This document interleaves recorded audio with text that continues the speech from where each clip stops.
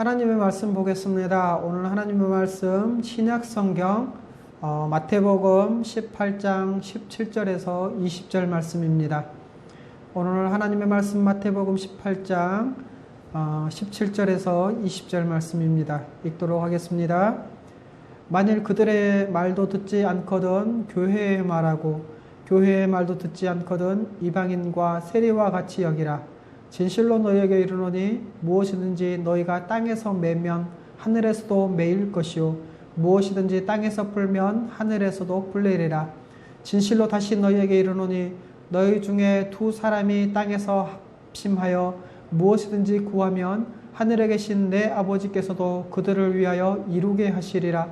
두세 사람이 내 이름으로 모인 곳에는 나도 그들 중에 있느니라. 아멘.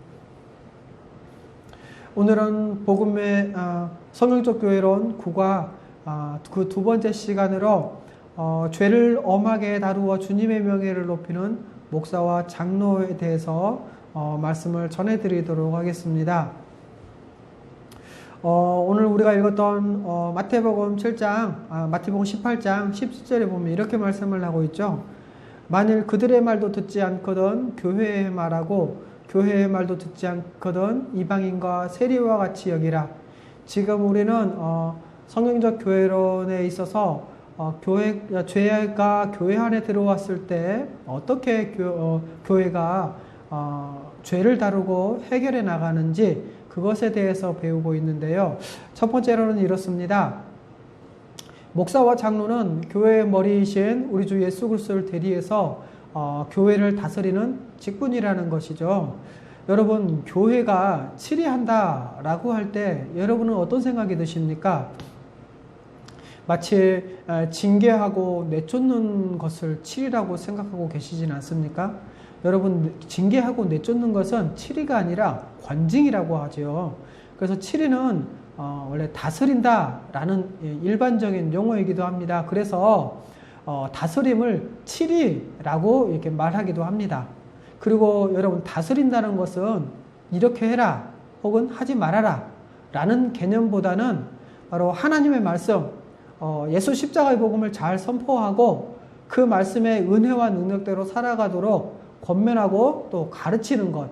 그래서 복음을 전하고 가르치는 것이 바로 치리, 바로 통치의 가장 중요하고도 첫 번째 요소라고 할 수 있습니다.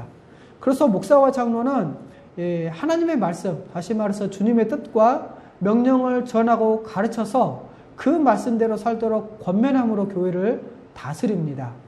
이렇게 목사와 장로는 복음을 알려주고 또 새 생명을 얻게 하고 주 안에서 은혜 가운데 살아가도록 돕는 일에 선두에 서 있죠. 그런데 이 목사와 장로가 이 일을 중단하면 교회는 무너지게 됩니다. 이렇게 목사와 장로는 교회 안에서 교회를 다스리는데 교회 안에서 어떤 규칙을 만들어서 그래서 신자들의 삶을 얽어매면 안 되겠습니다. 오히려 신자들이 복음의 은혜에 근거해서 감사함으로 또 기쁨으로 주를 위해 살아갈 수 있도록 도와주고 또 선을 행하고 거룩하게 서로 사랑하며 우상 숭배를 피하고 악을 피하도록 돕는 중요한 역할을 해야겠죠. 그리고 이 목사와 장로는 성도가 하나님의 말씀대로 살지 않을 때 책망하고 또 바로잡아 줘야 합니다. 그런데도 끝까지 회개하지 않을 때는 징계하고 마지막에는 출교를 하는 것이죠. 이렇게 목사와 장로는 이 일을 행할 때 주님의 뜻만 대행해서 이 문제를 다루어야 하겠습니다. 그리고 또 죄를 범한 자는 이렇게 목사와 장로 앞에 서면 주님 앞에 선다고 생각을 해야겠죠. 그래서 여기서 이렇게 진행되어지는 마지막 판결, 이것이 바로 마지막 판결인데요. 여기서도 목사와 장로 앞에서도 회개하지 않으면 큰 문제가 되고 결국에는 교회에서 쫓겨나게 됩니다. 아무리 작은 죄라도 회개하지 않으면 큰 죄로 커지게 되죠. 그런데 이런 출교를 이렇게 치리를 통해 권징하고 출교를 회개하지 않을 때 출교를 하게 될 때 어떤 사람들은 이 출교를 시행하기 전에 이명서 없이도 교회를 옮겨버리는 경우가 종종 많습니다. 요즘은 교회를 옮길 때 교회에서 이명세를 받아서 옮기지 않고 그냥 자기 마음대로 교회를 옮기거나 자기 마음대로 교회를 선택해서 가는 경우가 참 많습니다. 그런데 원래는 이명서를 가지고 이명세를 받아서 다른 교회로 옮겨야 되는 게 맞죠. 또 이렇게 마음대로 교회를 옮겨버리는데 출교를 시작하면 그 사람이 교회를 옮기더라도 그 교회에서는 마지막까지 출교를 정하고 그리고 그 교회 성도들 앞에서 공포를 해야 합니다. 그리고 그가 다른 교회로 옮기더라도 출교가 정해진 것이기 때문에 그 사람은 교회를 옮겼어도 하나님 앞에서 평생 온전하지 못할 것입니다. 그래서 그는 반드시 돌아와서 회개하고 죄의 문제를 해결하고 다시 돌아가야겠죠. 이렇게 목사와 장로가 이 직무를 담당할 때는 바로 주님의 사랑과 온유, 우리 주님의 긍휼과 인내로 해야 하는 것입니다. 이 일을 행할 때는 강압적으로 하면 안 되겠죠. 강압적으로 하기보다는 온유함으로 또 긍휼과 인내함으로 이 일을 해야 할 것입니다. 그런데 이 목사와 장로의 모임을 우리는 이제 교회에서 일반적으로 당회라고 하잖아요. 그런데 이 당회를 다른 말로는 치리회라고도 하기도 합니다. 그리고 이 치리회는 법정의 역할을 감당하기도 하거든요. 그래서 죄의 문제에 대해서 이 성도를 어떻게 할 것인지를 재판하고 또 판결을 내리고 그래서 권면하거나 어떤 것을 명하거나 하는 그런 역할을 당회, 바로 치리회가 담당하게 되어 있습니다. 두 번째로는 목사와 장로는 두세 성도가 이 죄의 일의 증인이 되잖아요. 그래서 이 증인이 되어서 교회에 알릴 때는 이 문제를 공적으로 처리를 해야 합니다.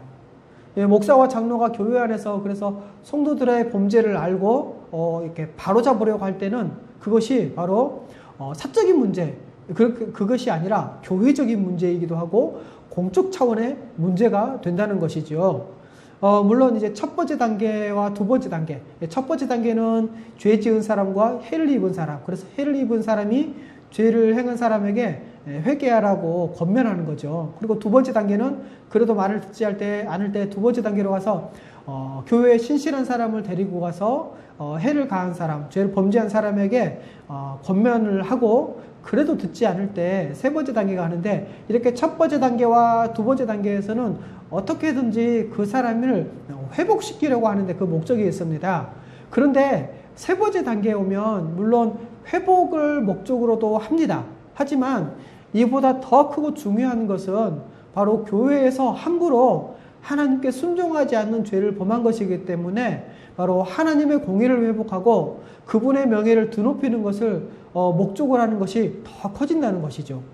그래서 목사와 장로가 교회 안에서 성도의 죄 문제를 해결하고 할 때는 회복과 화해를 넘어서서 하나님의 공의를 이루기 위해서 기소하고 재판을 하게 됩니다. 그리고 이때 그 문제를 질질 끌거나 타협해서는 안 되겠죠. 만일 그렇게 한다는 것은 사람의 눈치를 본다고 생각할 수밖에 없습니다. 그래서 하나님을 더 높이고 우리 주 예수 그리스도의 교회, 우리 주님의 교회라는 것을 분명히 하기 위해서 바르게 하나님의 공의가 시행되어야 합니다. 이렇게 하나님의 법이 다시 한번 공포되고 시행될 때 경건한 자들에게는 기쁨이 되기도 하고 또 악인들에게는 두려움을 주게 되죠. 여러분, 목사와 장로가 이 문제에 대해서 기소하고 또 재판하고 판결할 때 오직 거룩함을 살리려고 하고 또 죄와 싸우려는 것이기 때문에 이런 것들이 시행될 때 교회 안에 경건한 자들, 정말 주님의 뜻대로 살고 하는 자들은 교회가 온전해지는구나 라고 하며 그런 기쁨이 있고 또 죄를 범하고 그래서 교회 안에서 은근히 함부로 행동하면서 죄를 범하는 자들에게는 큰 두려움을 가져다 준다고 볼 수 있습니다. 여러분, 교회에서도 이렇게 죄의 문제를 공적으로 다룰 때는 재판과 관련된 그러한 용어들을 사용하게 됩니다. 그래서 증인이 있고 그리고 기소자가 있는데 이 기소자는 자기를 소명한, 자기를 변호할 수 있게 된 거죠. 하지만 이 7위회는 세상 법정과는 다릅니다. 그래서 어떻게든 그 사람을 살리려고 죄를 범한 사람을 살리려고 하죠. 그래서 사랑과 온유함으로 또 안타까움과 자비한 마음으로 그 사람에게 간절히 호소하기도 하고 그래서 어떻게 해서든지 사실을 밝히고 지체들을 돌이키려는 그러한 태도로 임해야겠습니다. 그래서 형제자매를 어떻게든 살리려고 애써야겠죠. 이렇게 교회가 죄의 문제를 공적 차원에서 해결을 할 때 이 과정을 교회 전체나 혹은 재직회 이렇게 집사님들의 모이는 이 모임 혹은 이렇게 소수의 부분적으로 이제 공개할 수는 있겠죠. 그런데 이 교회에 이것을 알리지 않을 때 오해도 발생할 수가 있습니다. 왜냐하면 죄를 범한 자가 계속해서 자기 변명을 하기 때문에 이 죄가 얼마나 심각한지도 모르고요. 또 죄가 아닌데 교회가 죄로 몰아서 치료하려고 한다라는 오해가 생기거나 그 정도는 죄가 아닌데 심각하게 하려고 만드는구나 라는 말이나 그런 생각들이 교회 안에 유포되기 때문에 그렇습니다. 그래서 이런 것들을 막기 위해서 교회에 알리는 것이 좋겠죠. 그리고 교회 전체 회원들에게 알릴 경우에는 판단을 했다면, 죄에 대한 판결을 내렸다면 어떤 죄를 범했고 그리고 어떤 과정에 있다는 것을 알리는 것도 좋을 것입니다. 그리고 교회 성도들은 이런 죄가 있고 그래서 교회가 이런 죄에 대해서 판결을 하고 그리고 주님의 이름으로 판단하고 이것을 징계한다는 것도 잘 알아야 되고요. 그래서 모든 성도들이 그러한 죄를 경계하고 그 죄의 오염에서 유의해서 이 죄를 피하도록, 이 죄의 오염을 방지하도록 하고 그리고 죄를 범하는 것을 하나님 앞에서 두려워하는 그러한 효과도 내도록 해야겠죠. 그리고 이 죄를 범한 이 지체가 회개하고 회복할 수 있도록 함께 기도하기 위해서도 교회에 알려야 할 것입니다. 자, 그런데 이 일을 행할 때 목사와 장로는 이 문제를 다룰 때 적법하게 해야 한다는 것입니다. 우선은 두세 증인이 있으면 그들이 정당한지 살펴야겠죠. 이 문제를 다루는 일에 서 있는 목사와 장로 또 그런 사람들은 절대로 한편에 있는 사람들의 얘기만 들으면 안 될 것입니다. 그래서 실제로 죄를 범했는데 마음 편하게 이렇게 죄 지은 사람이 죄를 회개하기도 전에 주위에서 사람들이 공격이 들어오면 그 사람은 버티지 못하겠죠. 마음이 무너지기도 하고 또 자존심 상하기도 하고 또 그래서 흥분해서 소리를 지르기도 하고 어떤 때는 화를 내기도 하고 그러다 보면 일이 더 커지고 더 큰 죄를 범하기도 하잖아요. 그래서 사람들 얘기를 다 들어보고 잘 살펴야 할 것입니다. 또 교회에 말하기 전에 상대방의 명예를 지키기 위한 어떤 적법한 절차를 밟았는지 혹은 악한 의도나 습관적으로 고소 고발하는 것은 아닌지 이런 것들을 살펴야겠죠. 또 그리고 평소에 신앙과 행위가 불량하거나 혹은 본인 자신이 어떤 이해관계가 연루된 것, 뭐 예를 들자면 돈 문제와 얽혀 있다든지 아니면 혹시 과거에 어떤 사람으로 인해서 자신이 교회에서 징계를 받은 것, 그것을 보복하려는 의도를 가지고 있지 않는지 주의해서 자세히 살펴야 할 것입니다. 그리고 이 과정에서 반드시 우리 주님의 공의가 시행되도록 애써야 하겠습니다. 이렇게 어떤 죄들은 공개적으로 이렇게 교회적으로 이렇게 공개되어서 바로 교회가 처음부터 교회적 차원으로 가는 경우가 있거든요. 굳이 개인의 간의 어떤 절차를 밟지 않고 바로 그냥 교회 차원에서 처음부터 다루는 그러한 죄들도 있는데, 왜냐하면 어떤 죄들은 처음부터 그것이 교회를 향한 죄가 되기 때문에 그렇습니다. 뭐 예를 들자면 예배 시간에 그 예배를 회방한다든지, 또 설교 시간이나 대표기도 시간에 공적인 것, 다시 말해서 성경과 교회적인 내용을 다루지 않고 개인 사적인 것들을 말한다든지, 이런 것들을 한다면 절차 없이 교회적으로 다루게 됩니다. 그리고 적법한 절차를 밟지 않아도 죄는 죄죠. 그래서 죄를 범한 사람의 이 죄는 그 죄대로 판단을 해야 합니다. 하지만 이 증인이 적법한 절차를 밟지 않아서 회개할 기회가 없었다면 그것은 또 별도로 해서 회개할 기회를 주는 것이 좋겠죠. 이렇게 교회는 이렇게 어떤 선입견도 없이 또 그리고 먼저 당사자를 불러서 확인하고 그래서 증언하게 해야 합니다. 또 그 죄의 성격도 반드시 살펴봐야겠죠. 이렇게 당사자들의 얘기를 들어보면 그 사람이 왜 그러는지 알 수도 있고, 또 그래서 죄는 죄대로 처리하되 그 사람 얘기를 들으면서 충분히 공감해주고, 하지만 그 죄에 대해서는 회개하게 하고, 그리고 그 사람의 마음을 어루만져주고 또 이제 그럴 때는 조심할 수 있도록 도와주어야겠죠. 이렇게 어떤 상황에서 이렇게 죄가 발생을 했으면 어떤 상태에서 권고가 이루어졌는지 확인을 해야 합니다. 근데 이제 우리가 성경을 보면 성경에 있는 내용들을 봤을 때 어떤 사항들에 대해서는 성경이 대부분 상세하게 규정하고 있지 않는 경우가 많잖아요. 그런데 교회 안의 죄의 문제만큼은 단계별로 상세하게 규정해 놓았다라는 것입니다. 그래서 모든 교회가 2000년 동안 이 단계를 잘 밟아서 교회 안에 이 죄의 문제를 해결하도록 했습니다. 그리고 이렇게 한 것은 바로 사람을 잘 세우고 또 그 사람을 어루만지고 도우려는 그러한 의도로 한 것입니다. 이렇게 목사와 장로, 이렇게 교회의 권징의 대상이 되는 죄들은 주로 각 교단 내에 이제 헌법에 명시되어 있기는 합니다. 근데 이제 예를 들자면 이런 것들이 있겠죠. 중대한 도덕적인 죄를 범했다라. 이건 뭐냐? 바로 계명, 또 교회적인 거, 계명의 중대한 위반 행위를 했다거나, 또 예배를 방해하는 행위들. 그래서 예배를 방해하는 행위도 권징의 대상이 된다는 겁니다. 그래서 예배를 전도의 도구로 사용하면 안 되겠죠. 또 불신자가 초대를 받았을 때 이 예배를 방해하지 못하도록 해야 합니다.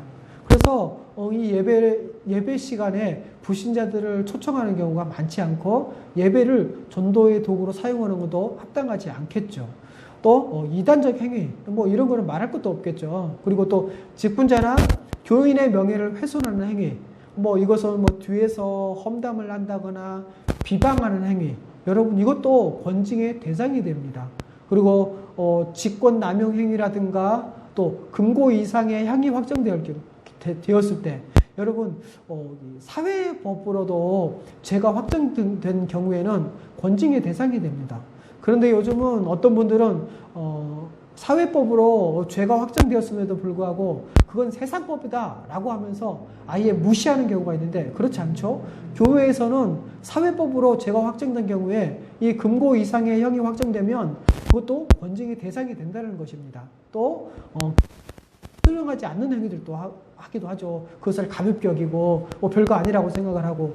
그런데 여러분 이것은 주님의 통치, 주님의 그 치리를 거부하는 것이기 때문에 아주 심각한 죄가 되는 것입니다. 그리고 또 치리의 석상에서 폭언이나 폭행, 또 기물 파손 행위, 뭐 이런 거를 한다든지, 혹은 뭐 재판 담당자와 관련된 사람들에게 돈을 주는 금품 수수 행위 등 이 모든 것들은 권징의 대상이 된다는 겁니다. 이렇게 한국교회의 역사를 돌아볼 때는 이것뿐만 아니라 이때까지 가장 정말 제일 많이 권징받는 것은 바로 불신자와의 결혼 문제였습니다. 여러분, 이것은 한국교회에서는 결혼 당사자는 물론이고 그 부모까지 불신자와 결혼에 대해서는 7일을 받았거든요. 아마 여러분 이해가 안 될 것입니다. 왜냐하면 요즘은 불신자와 결혼하는 경우가 너무나 많거든요. 목사의 자녀들도 그런 경우가 많고, 장로와 권사, 집사의 자녀들도 불신자와 결혼한 사람이 너무나 많습니다. 교회 안에서 신앙이 좋다고 하는 사람들도 불신자들과 결혼하는 경우가 참 많죠. 이런 얘기를 할 때 어떻게 교회가 사적인 영역까지 건드리느냐라고 생각할 수 있습니다. 그런데 여러분 한번 생각 한번 해보십시오. 우리 주님이 우리를 다스릴 때 우리 교회 생활만 다스리십니까? 우리의 신앙 생활만 건드리십니까? 아니지 않습니까? 매일매일 우리의 일상을 다스리시고 계시지 않습니까? 그렇기 때문에 신자들의 삶의 전반적인 영역이 다 목사와 장로의 다스림 가운데 들어가 있다는 것이죠. 여러분, 우리 주님은 우리 마음속 깊은 곳까지 보시고 다스리십니다. 하지만 사람은 그렇게 하지 못하잖아요. 그래서 교회가 신자의 가정생활, 직장생활, 또 사회생활, 이런 모든 것들에 대해서 교회가 어느 정도 알고 또 아는 것이 필요합니다. 그래서 잘 살고 있는지 확인하고 또 도울 분이 있으면 돕고, 그리고 다스리는 것이 목사와 장로와 함께 살아가는 모든 성도들에게 필요한 일이라는 것이지요. 이런 친밀하고 깊은 관계 속에서 어떤 사람이 죄를 범하면 죄를 범한 것을 알 수 있다는 것입니다. 그래서 불신자와의 결혼뿐만 아니라 한 가정에서 아이를 기를 때 그 가정의 그 부모들이 주님의 원리대로 아이들을 기르지 않거나, 또는 부부관계 속에서 가정에서 남편이 아내를 때린다든가 폭력을 행한다든가, 요즘은 아내가 남편에게 폭력을 행하는 경우도 참 많죠. 어쨌든 가정폭력이라든가 이런 것들은 당장 교회 안에서 문제가 되는 것이고 치리의 대상이 되고 회복시키려고 애쓰는 것입니다. 또 이 목사와 장로는 두세 증인의 이 증언과 당사자가 이 죄를 인정했을 때 그 죄가 이제 이렇게 확정이 되면 이제 회개를 촉구하고, 만약 당사자가 회개하면 이 문제를 거기서 종결시킵니다. 근데 다만 이렇게 회개에 대해서 그 회개의 과정과 회개의 진실성에 대해서는 상황을 걸쳐서, 여러 방법을 걸쳐서 확인 절차가 반드시 필요합니다. 그래서 예를 들자면 회개문을 써오게 해서 확인해 보다든지, 왜냐하면 회개문을 써오다 보면 회개하기보다는 자기 변명을 써오는 경우도 있잖아요. 그래서 그 사람이 회개했는지, 어떤 부분에서 어떻게 회개했는지, 또 어떻게 그 문제를 회복시킬 것인지, 이렇게 회개문을 써오게 해서 확인해 보는 것도 좋겠습니다. 또 피해 입은 지체에 대해서 그 피해를 배상하고 또 사과를 해야겠죠. 그런데 여러분, 이 일은 죄를 범한 당사자에게는 정말 수치스러운 일일 수는 있습니다. 그렇지만 관계를 회복하는 과정에서 반드시 필요하기 때문에 그렇습니다. 그런데 이렇게 피해 입은 자에게 대해서 피해를 배상하고 사과하는 이 일에 대해서 구약 성경에는 보상 방식이 이렇게 설명이 되어 있거든요. 스스로 돌이켜서 보상하려고 할 때는 원래 피해액의 5분의 1을 더해서 보상을 하라고 하고 있고요. 또 만일에 남의 가축을 훔쳐서 팔았을 때는 4배에서 5배 배상을 해야 되고요. 훔친 동물을 돌려줄 수 있는 경우에는 2배의 보상을 하는 그런 규정들이 나와 있습니다. 구약 성경의 율법을 참고해서 볼 때 대부분 가해자가 피해자에게 피해를 준 것보다 더 크게 보상을 할 때 사과와 이 회복은 이루어진다는 것이죠. 또 이렇게 회개하는 과정에서 죄의 중함의 정도에 따라서 일정 기간 동안 근신하게 하기도 하고요. 또 성찬에 참여하지 못하도록 성찬 참여 금지를 해서 징계가 내려지게 하기도 합니다. 근데 이것을 권징이라고 하기도 하죠. 헌신하는 동안 권면도 해주고 또 행동도 조심하도록 도와주어야겠지요. 7위회에서 부과되는 이 책벌들은 이게 훈계한 것이거든요. 또 견책, 모든 성도 앞에서 잘못을 꾸짖고 주의를 시키는 것입니다. 그리고 근심, 일정 기간 동안 죄가를 반성하게 하는 것이죠. 그리고 정직, 시무정지나 면직 혹은 해임을 말합니다. 그리고 수찬정지, 그리스도의 단죄를 의미하는 이 성찬 참여를 금지하죠.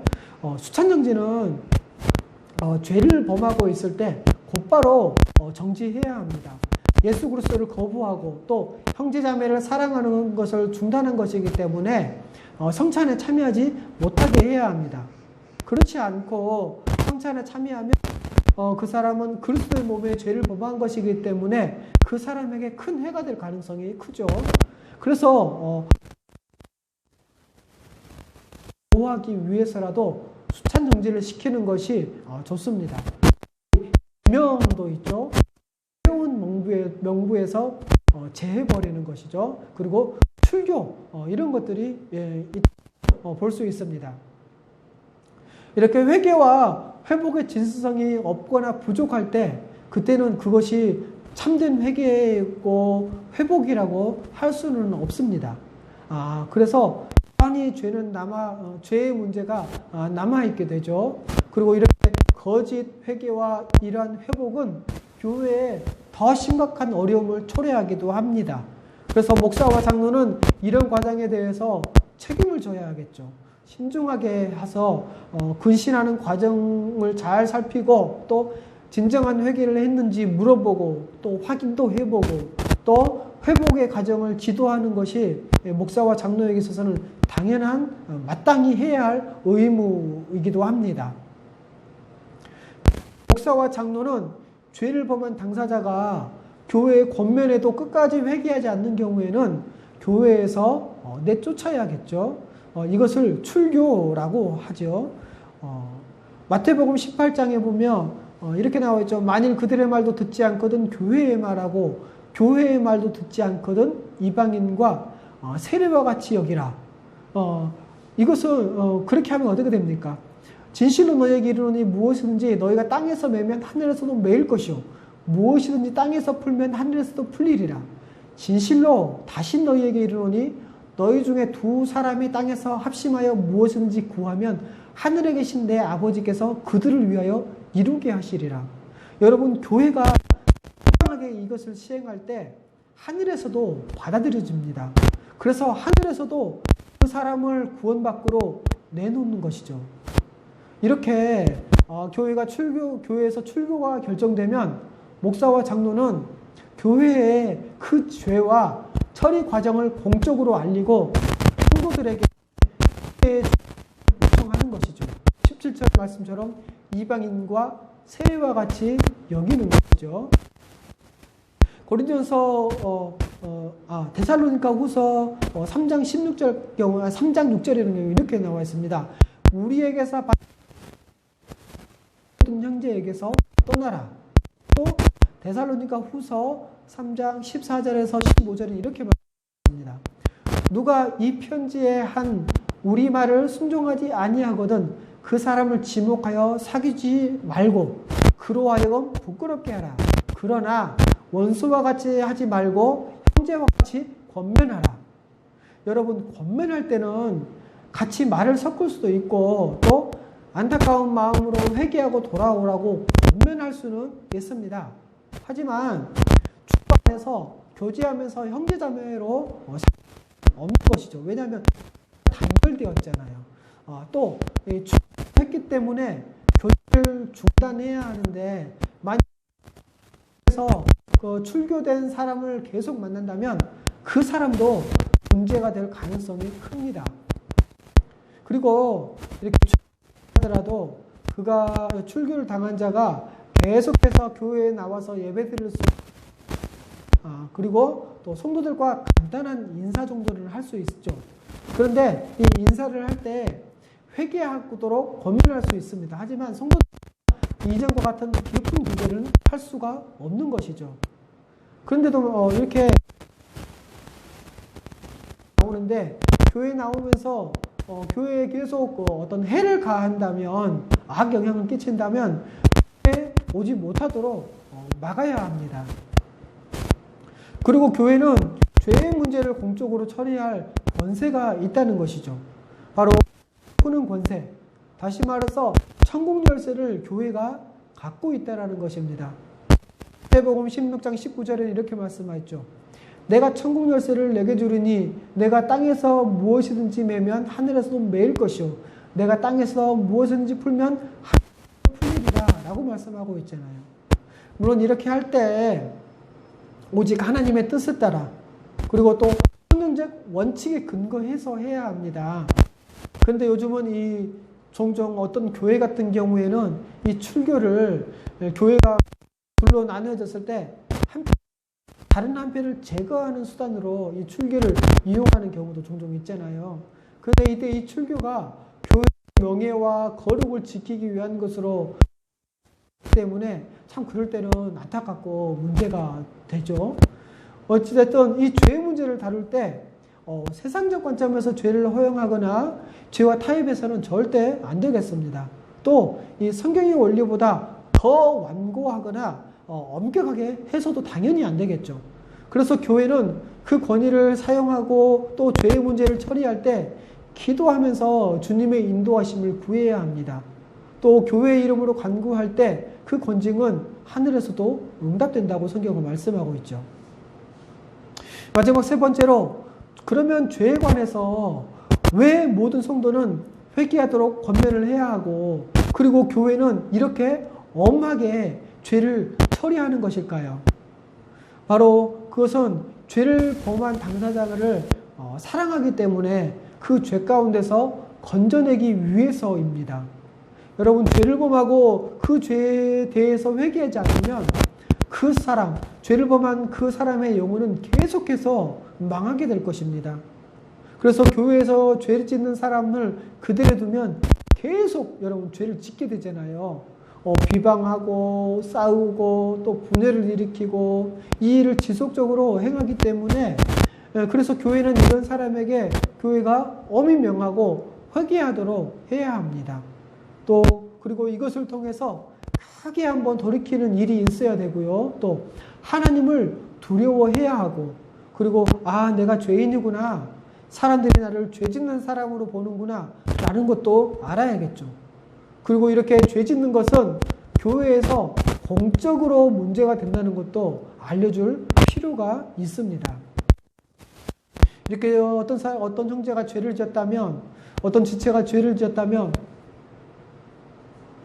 그 영혼을 정말로 사랑한다면, 어떤 형제가 죄를 지었을 때 그 형제를 정말로 사랑한다면, 그 지체를 정말로 사랑한다면 그 사람의 죄를 지적하고 또 회개하도록 간절히 요청하지 않겠습니까?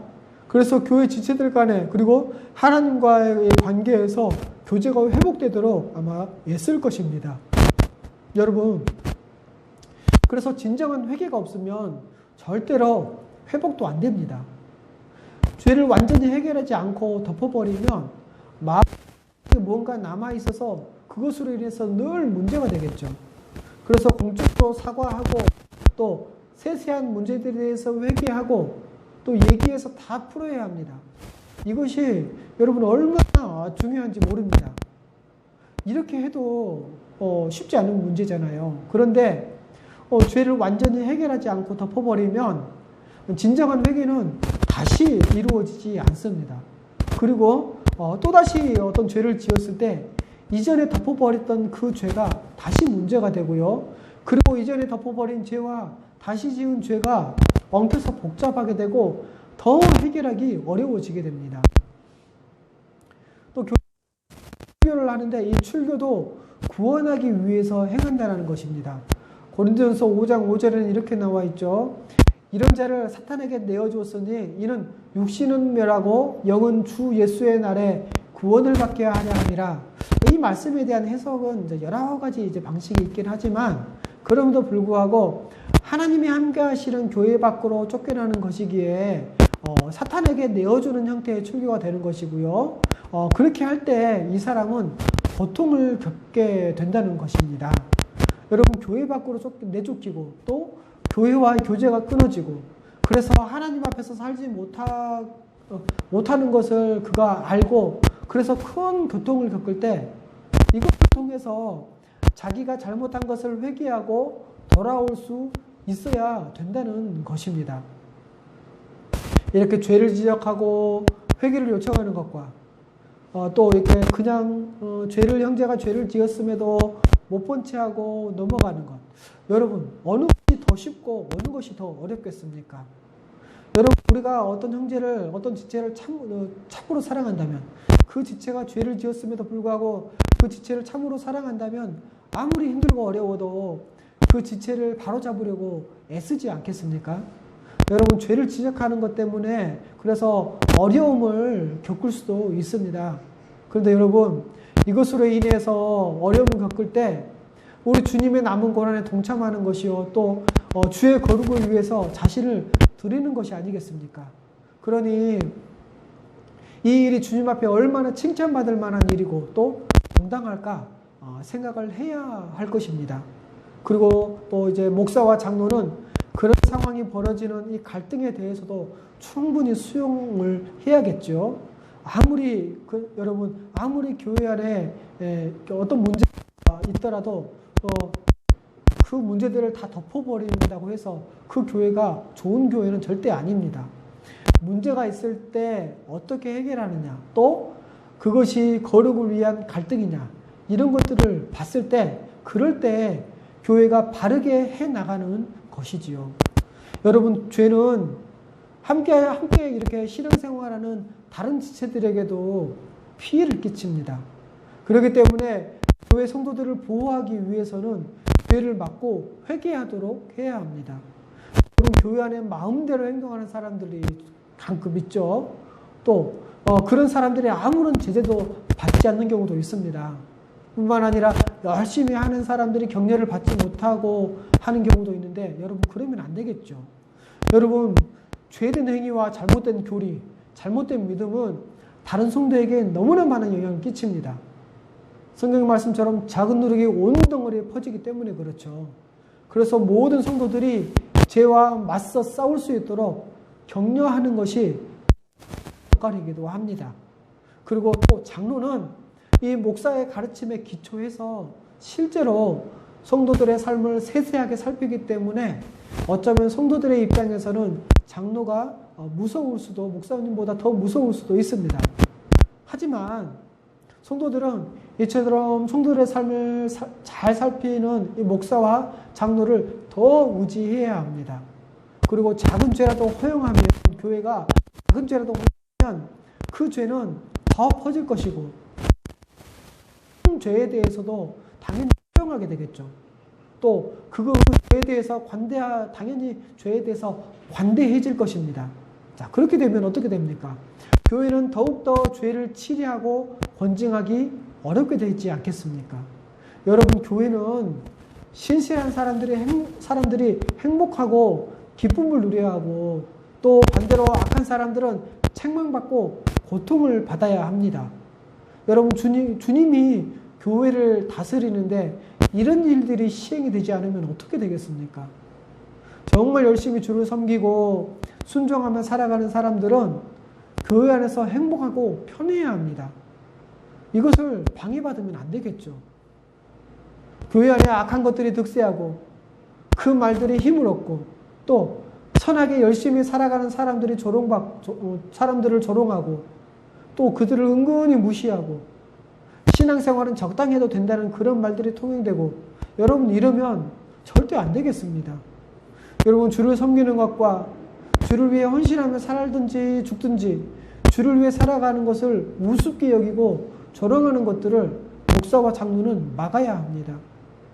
정말 신실한 사람들이 교회 안에서 마음 편하게 주를 섬기고 이것이 가장 칭찬받고 존중받는 이름을 서로 확인할 수 있는 그런 교회를 만들어야 하지 않겠습니까?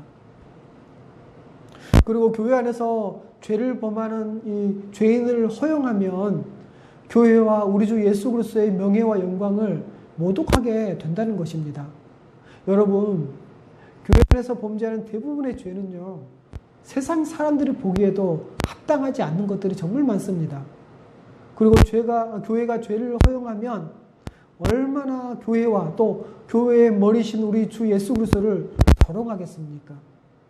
로마서 2장 28절에는 이렇게 말씀하고 있죠. 하나님의 이름이 너희 때문에 이방인 중에서 모독을 받는도다. 여러분, 교회가 죄를 허용하게 되면 신실한 사람들은 낙심하게 되어 있습니다.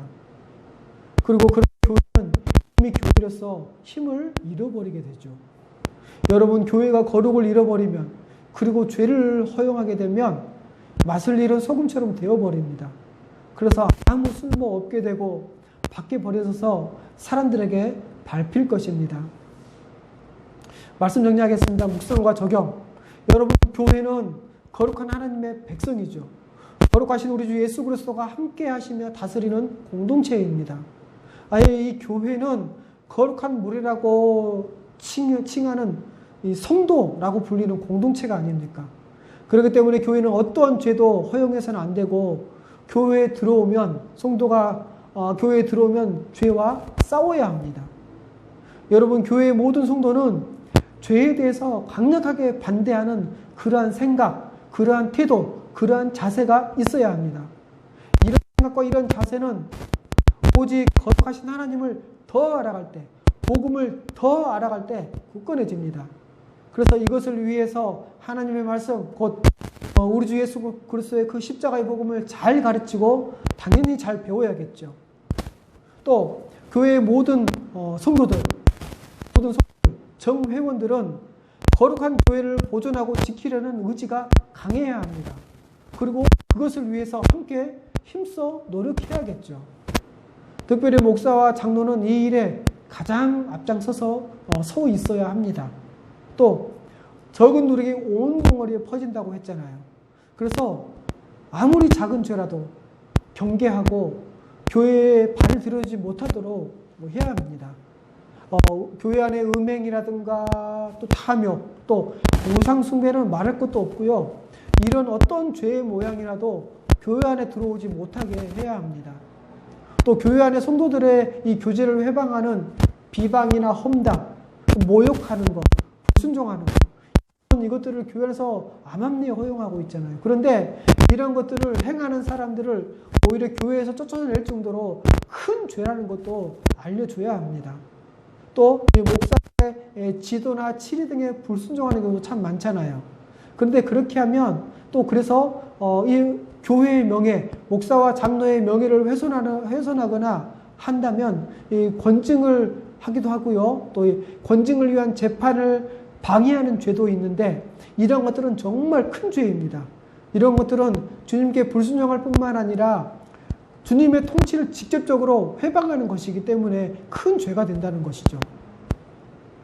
여러분, 이 시대에 많은 죄들이 교회 안에서 정말 많이 허용되고 있습니다. 특별히 험담, 이런 것들은 너무나 만연되어 있죠. 결혼도 마찬가지고, 결혼뿐만 아니라 연애도 마찬가지죠.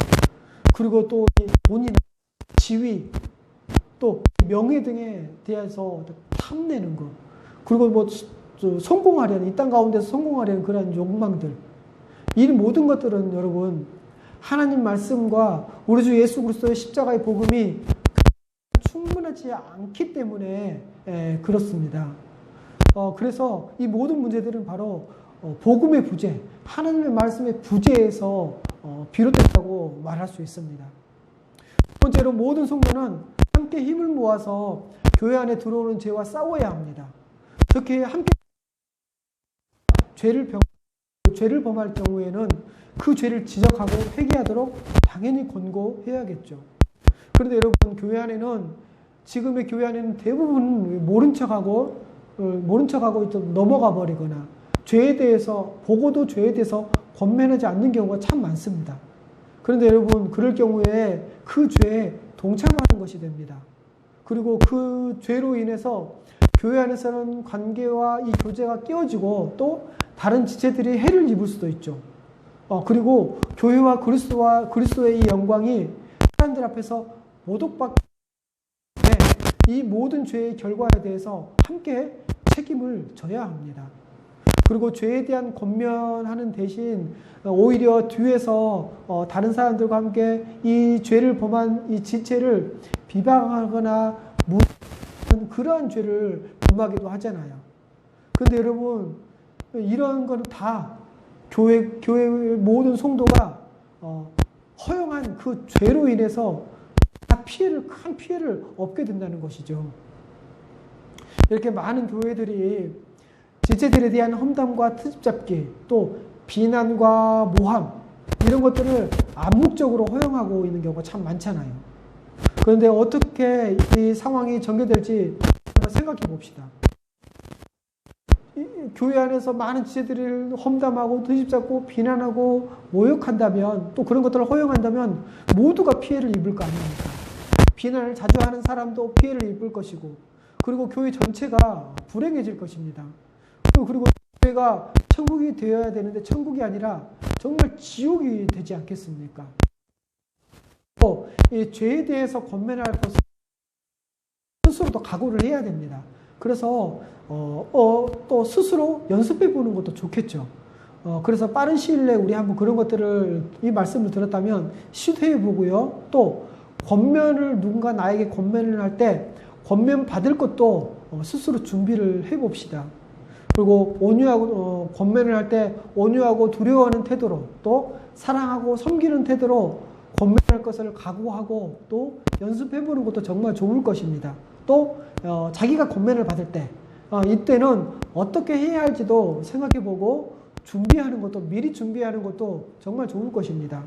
여러분, 죄를 지적당하고 회개를 요청받았을 때 어느 누구든지요, 처음에는 당황하고 수치스러울 겁니다.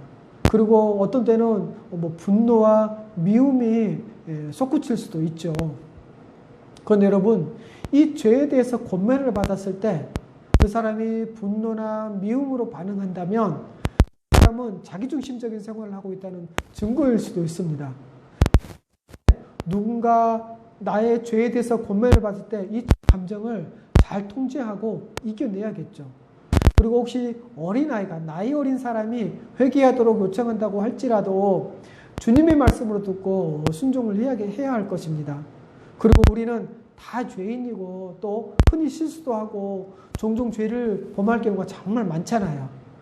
그렇기 때문에 누가 큰 사랑과 헌신으로 나의 죄를 알려주며 또 회개를 이끌어 줄 것인지, 또 누가 나의 이 굳은 마음을 바로잡아 줄 것인지, 또 누가 내게 와서 나를 거룩한 길로 인도해 줄 것인지 생각해 보십시오. 나를 사랑하는 형제 자매, 마지막으로 목사와 장로는 치료와 권유를 잘 해내도록 다양한 준비를 해야 할 것입니다. 우선 죄에 대해서 성경적 관점을 잘 배우고, 또 죄를 지적하고 회개하도록 요청하는 방법과, 그리고 목사와 장로는 누구보다도 죄에 대한 경각심을 당연히 가져야겠죠. 그리고 이 교리적인 죄에 대해서는 그 여파와 그 영향력이 정말 크기 때문에 더더욱 경계해야 할. 그리고 이 성경적이며 공정하게, 하지만 하나님의 공의를 드러내는 방식으로 재판을 하고, 과정에서 죄와 맞서 싸우고, 그러한 싸움으로 성도를 보고, 또 교회와 그리스도의, 여러분, 죄와 맞서 싸우고 죄인을 재판하는 목사와 장로의 중요한 직무 중에 하나입니다. 때문에 목사와 장로가 죄를 밝히고 드러내고, 또 죄인을 책망하며 징계하는 모든 성도, 죄 두려워해야 할 것입니다. 10절에 이렇게 말씀하고 있죠. 그리하면 그 남은 자들이 듣고 두려워하여 다시는 그런 악한 악을 너희 중에서 행하지 아니하리라. 여러분, 이 말씀을 듣고 우리가 교회 안에 어떤 죄도 허용하지 않고 교회 안에서 신실하고 또 온전히 순종하는 사람들이, 정말 헌신해서 순종하는 사람들이 존경받는, 그래서 그 가운데서 하나님의 복을 누리는, 그리고 죄를 짓는 사람이 교회 안에서 두려워하고 하는 그런 일들이 벌어지는 그런 일들이 행해지는, 정당하게 행해지는 교회가 참되고 정말 복된 교회가 아니겠습니까? 이런 교회를 꿈꾸며 교회를 이루어가는 저와 여러분 되시기를 축원합니다.